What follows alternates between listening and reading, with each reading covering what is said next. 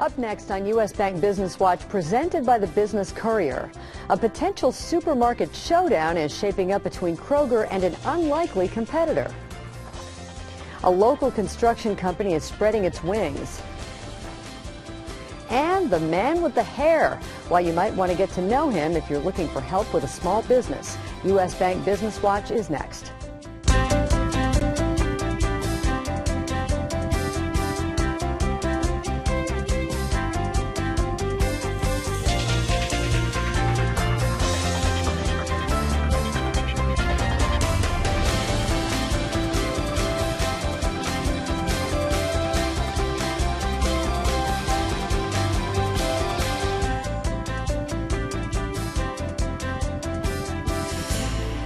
Good morning and welcome to U.S. Bank Business Watch. I'm Peg Rasconi. On the Business Courier front page centerpiece this week, Goliath versus Godzilla. Amazon, the biggest online retailer in the country, selling everything from books to Christmas sweaters, is going after the grocery business. And Cincinnati-based Kroger is ready for a food fight. Amazon Fresh is Amazon's big push into the grocery home delivery business. Its spin is that people can order groceries online at night and have them sitting on the doorstep the next morning. There's a lot riding on the looming battle, especially here in Cincinnati, home to the grocery giant Kroger. Kroger is the city's largest company by sales, with $104 billion in the past year, and has the most local employees, 21,000. Any sizable dent in Kroger's revenue or profits would impact not only Kroger, but the dozens of firms that exist here solely because of it. If Amazon Fresh were to succeed, it could change the grocery shopping habits of the entire nation. But Kroger says it isn't concerned. Business Courier reporter Steve Watkins wrote the story and joins editor Rob Dahlmeyer in the studio with more on this marketplace challenge. Gentlemen.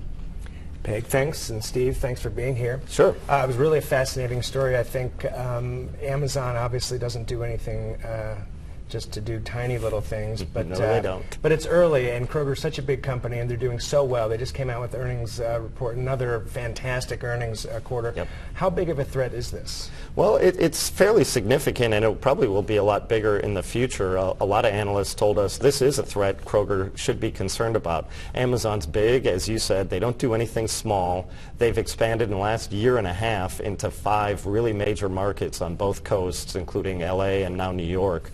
And they've got more in their sights, so they're going to be hitting a lot of Kroger's big markets. And you know, it's something that is going to be growing in the grocery industry, so it's something Kroger does need to be aware of. Amazon put bookstores basically out of business, and you know, this could be another big threat.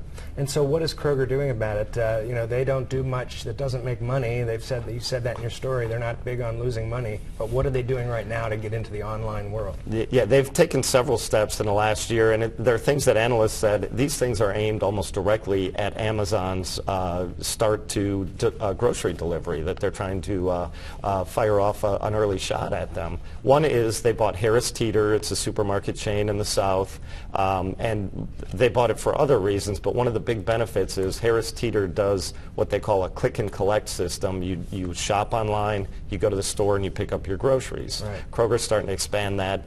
They're testing it locally here. They hope to expand it to their 2,600 stores across the country.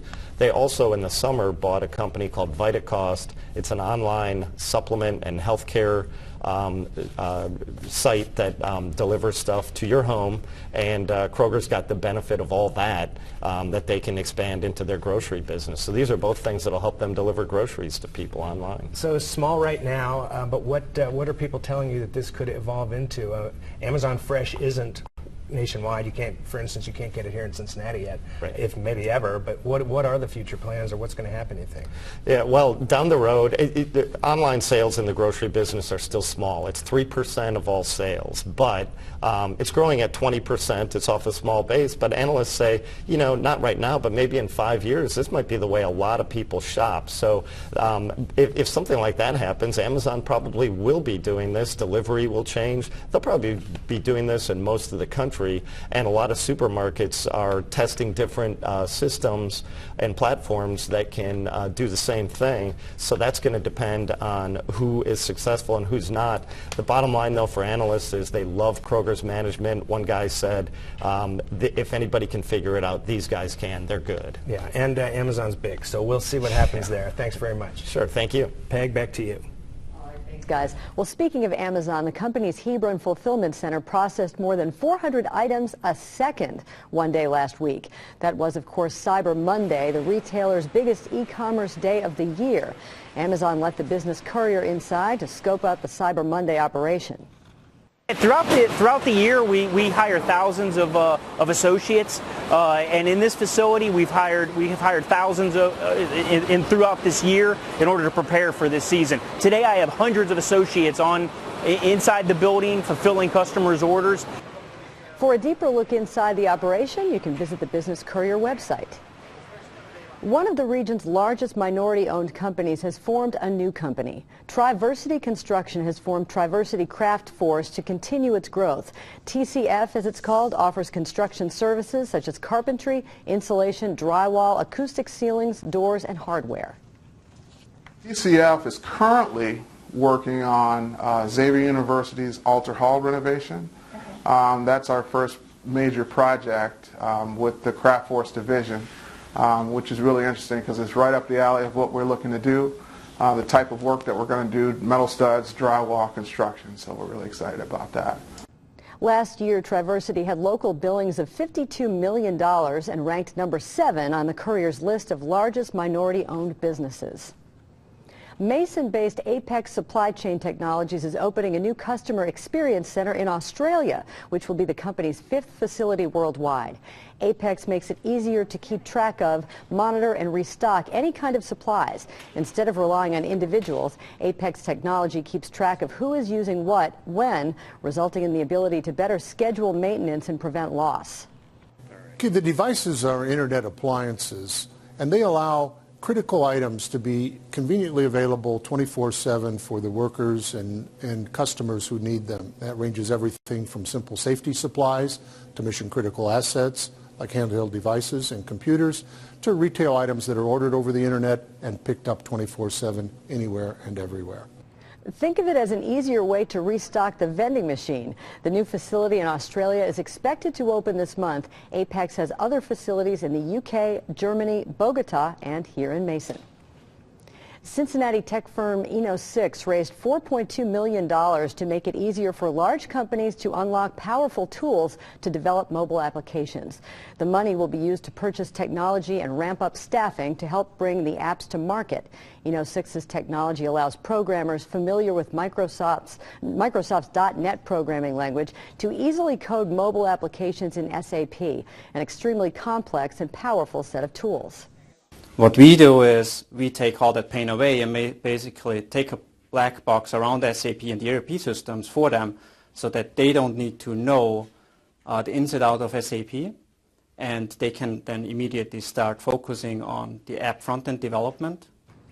The seed round investment for Eno6 was led by Cincinnati-based Allos Ventures.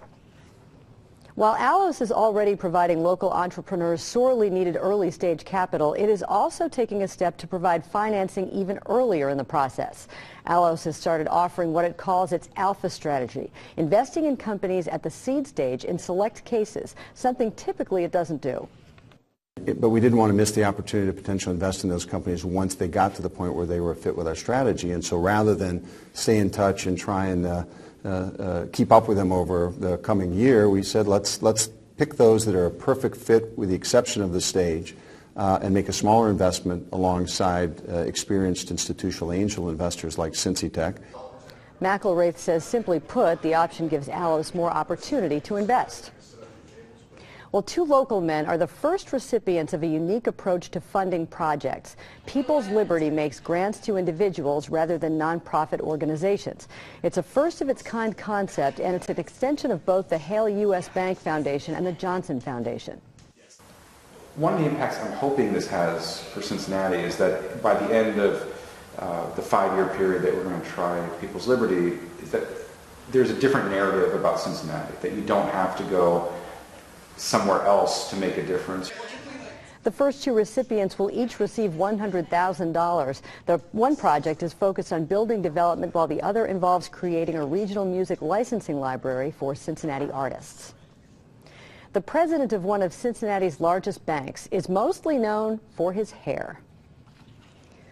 Kevin Jones jokes that people call him the little guy with the hair. He says it's a symbol that his conservative Huntington Bank is very open-minded. Also at the top of the list of largest SBA lenders is Huntington. We've remained committed to the SBA process by being disciplined with our small business banking clients. That would include SBA lending as well as traditional lending. We think that discipline has done a lot for us as it relates to maintaining preferred lender status with the SBA, but just as importantly, that respect of being the expert with general business banking and small business banking.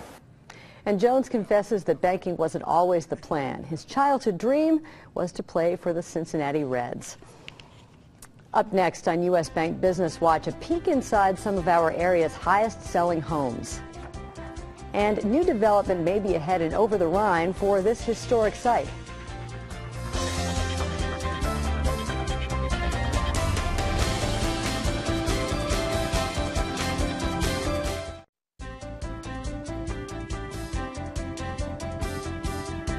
Some news now that's getting a lot of attention on the Business Courier website and social media sites. Everyone likes to look at homes they can't afford, including this baby in Hyde Park that sold for a cool $1.74 million. Take a look at the top 15 most expensive home sales on the Courier website. Well, then there are the highest paying zip codes in Ohio. The top 5 start with 45201 in Cincinnati, with an average annual salary of almost $400,000. We're followed by zip codes in Canton, $110,000, Raymond, $101,000, Put-in-Bay Township, $100,000, and a Dayton zip code with an average salary of nearly $95,000. A new lounge in Northside will be named for perhaps the most famous pachyderm in Cincinnati history.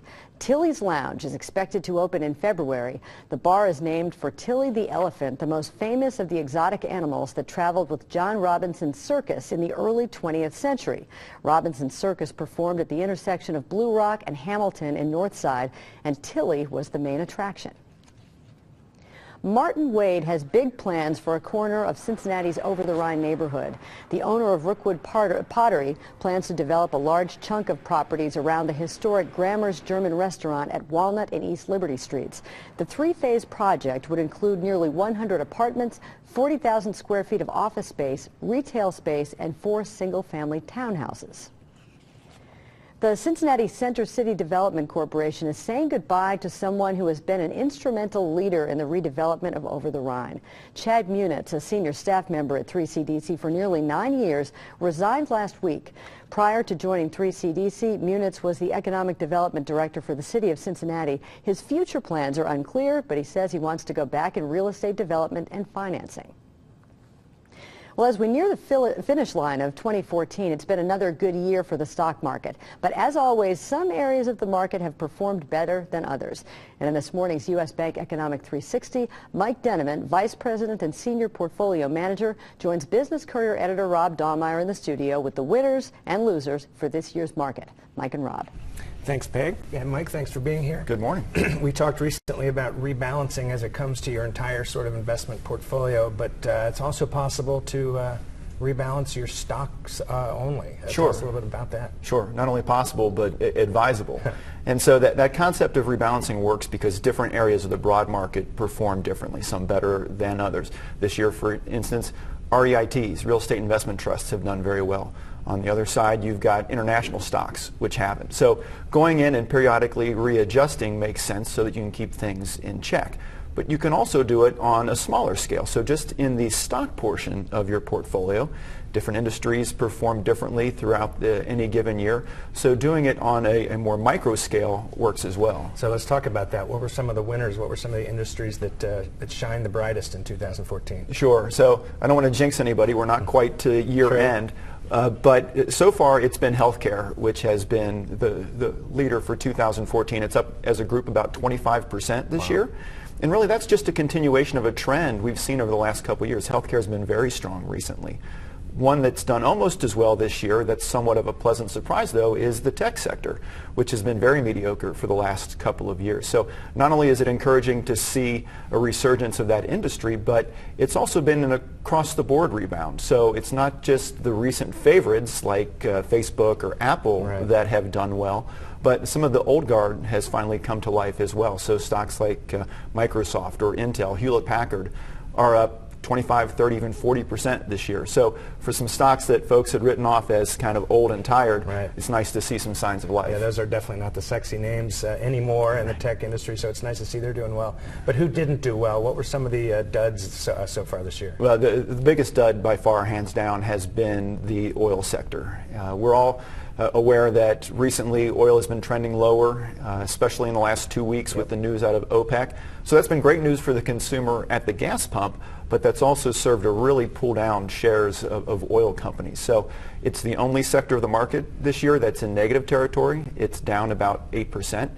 And really, that's just the flip side of the tech sector. So the tech sector having been mediocre for a long while and then finally coming to the forefront, the opposite is the oil companies have done very well the last few years, and now they've taken a dive. So again, that just brings us full circle to the rebalancing. We can see that very quickly industries can go from laggards to leaders and vice versa. So that's just more of an incentive to go in and make sure that your portfolio is staying balanced. Yeah, I think these are great. It's great advice, really. I mean, it's super easy to just sit on your stocks, especially if you're in a plan that kind of does it for you. Getting in there and really taking a hard look seems like great advice to me. Thanks very much for being here. Peg, back to you. All right, thanks, gentlemen. And still to come on U.S. Bank Business Watch, all eyes will be on and all presidential candidates will be in Cincinnati in 2016. We'll be joined by the man who can tell us why. And congratulations to Dr. Greg Kotyan, a sports medicine fellow at Cincinnati Children's Hospital Medical Center, another 40 under 40 honoree.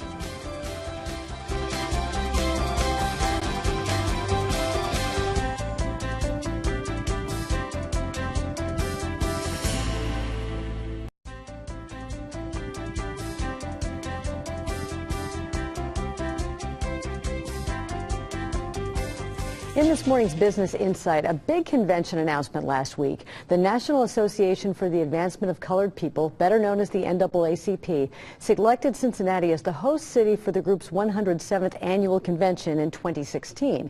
The NAACP convention was held here in 2008, which was also a presidential election year. The convention will bring about 10,000 people to the city with an economic impact estimated at $2.2 million for the region. Dan Lincoln, president and CEO of the Cincinnati USA Convention and Visitors Bureau, joins Business Courier publisher Jamie Smith in the studio with more on the impact of bringing this national convention to Cincinnati. Jamie and Dan.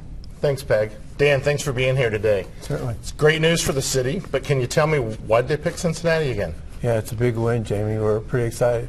And the fact that they're coming back in only 8 short years is pretty good. I think because of the momentum of the city, you know, they see the vibrancy, all the great things that are going on downtown and throughout the region. And I think also Cincinnati is very relevant for them. You know, you look at the work that's been done over the last 10 years in this city, the work that continues today. I think that means a lot to them. That's great. Is there any specific thing that they look for when they go into these, you know, when they go in and do their search that Cincinnati really said, wow, it's a no-brainer to go back there? Well, again, I think the vibrancy, the relevancy, but for us, we're not the biggest city. We don't have the deepest pockets, but we can out-service anybody. Okay. The way that we hosted in 2008, the Cincinnati Police was a big thing with them. The welcome that we do, the hospitality, the customer service were all very important factors. Oh, that's great. Now, is there an impact that this type of convention has for the city, you know, when looking at other conventions that may be coming? You bet. You know, the spending alone is over $2 million when you take 10,000 people, put them in downtown for over a week. That's fantastic economic impact. They're spending in restaurants, hotels, museums, attractions, all the service providers for the convention, AV, security, everything that goes into putting on a convention of this size. But I think one of the important factors to think about too is the economic, besides the economic impact, is the transformative aspect of these conventions. When you have the NAACP coming in during a presidential election, it's huge national coverage. it puts us on the national stage. So it's transformative in the way that people see Cincinnati, but also I think in the way that we see ourselves. Okay.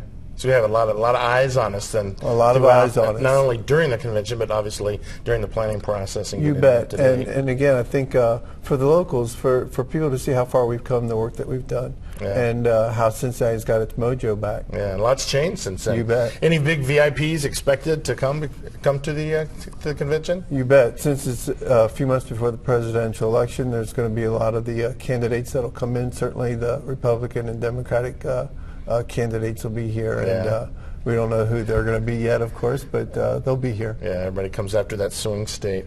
Customer service, hospitality for the attendees. Anything big time special that we have to do, to get ready for that? I think for us, we've got it down. This is what we do. We do it time and time again. That's why we get the big conventions that we do, and why they keep coming back.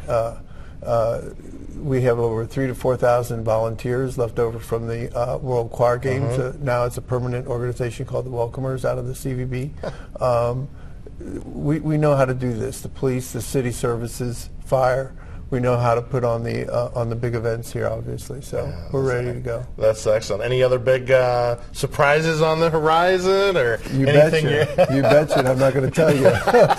Can't blame me for trying. Yeah, right? No. We've got a few things up our sleeve. I think you're going to be seeing the next year or two. So well, with the year closing, you've been pleased with everything that's gone on this past year? Oh yeah, this has been a good year for booking. One of our best years for booking future conventions.